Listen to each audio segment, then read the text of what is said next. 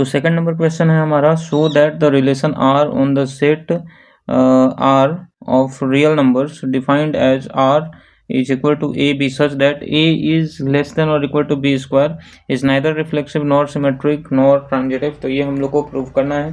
तो सबसे पहले हम लोग प्रूफ करेंगे किसको, तो हम लोग प्रूफ करेंगे पहले रिफ्लेक्सिव को, ठीक है।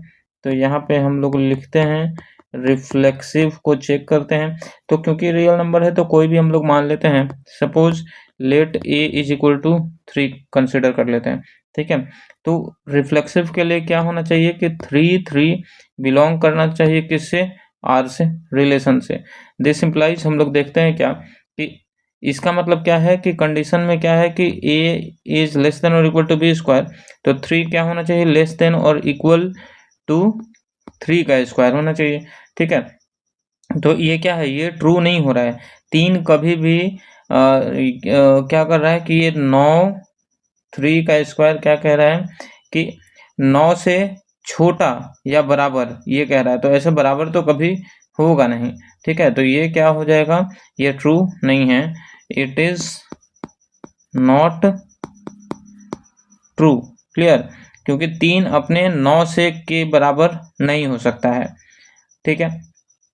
तो यहाँ पर ये क्या हो जाएगा, हम लोग कह सकते हैं कि a is not doesn't belongs to R, ठीक है।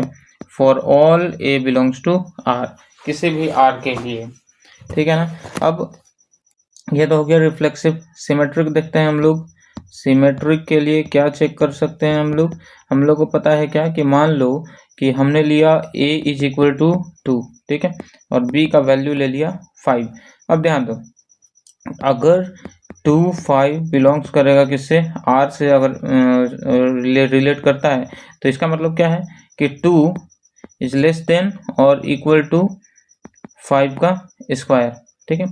तो सच दैट यहाँ पर क्या हो रहा है कि 2 जो है वो 25 से छोटा तो है लेकिन बराबर नहीं है, ठीक है। तो यहाँ पर ये भी क्या है, ये भी ट्रू नहीं होगा, नॉट ट्रू है। इसलिए हम लोग क्या लिख सकते हैं कि ये जो R है वो सिमेट्रिक नहीं है, hence R is not symmetric, ठीक है। R सिमेट्रिक नहीं है, क्यों, क्योंकि AB बिलोंग्स टू R है, ठीक है।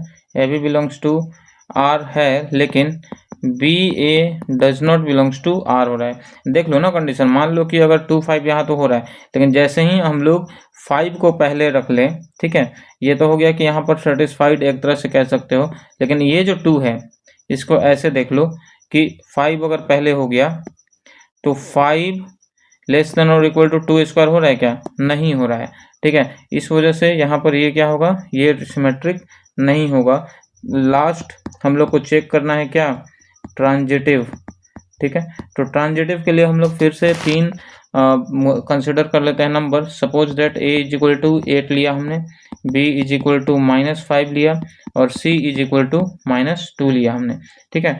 तो अगर हम लोग ऐसे कह रहे हैं कि 8 - 5 बिलोंग्स टू R, ठीक है, और -5 -2 इसको कह रहे हैं बिलोंग्स टू R, तो दिस इम्प्लाइज क्या होना चाहिए कि ये जो 8 है -2 से होना चाहिए, 8 - 2 बिलोंग्स टू R होना चाहिए। तो चेक कर लो, 8 का स्क्वायर, 8 इज लेस देन और इक्वल टू क्या होना चाहिए, -2 का स्क्वायर। क्या ऐसा पॉसिबल है, क्या दिख रहा है क्या कि 8 -2 का स्क्वायर तो 4 हो रहा है, तो क्या 4 से छोटा है, नहीं है छोटा, ठीक है। तो ये बिलोंग नहीं करेगा, देयरफॉर हमारा जो R है, R इज नाइदर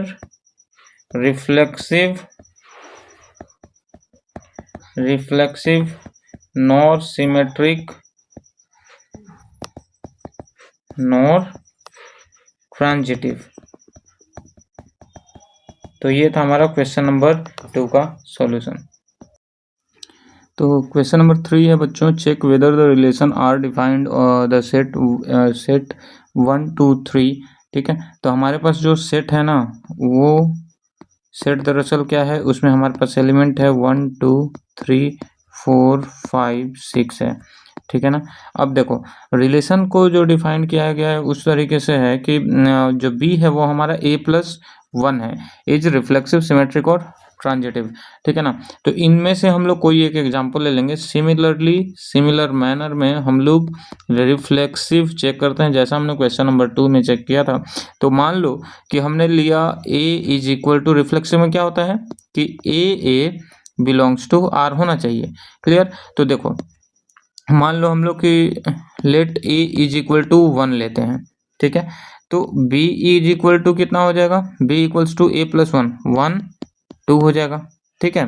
तो यहाँ पर देखो ये a का मतलब क्या है कि 1 2। अब ये देखो 1 2 क्या हो रहा है, बिलोंग्स टू किसके हो रहा है।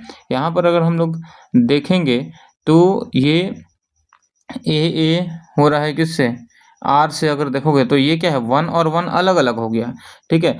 तो यहाँ पर ये जो है a बिलोंग्स टू r नहीं हो पा रहा है, ठीक है। देयरफॉर ये r क्या है, r इज नॉट रिफ्लेक्सिव है,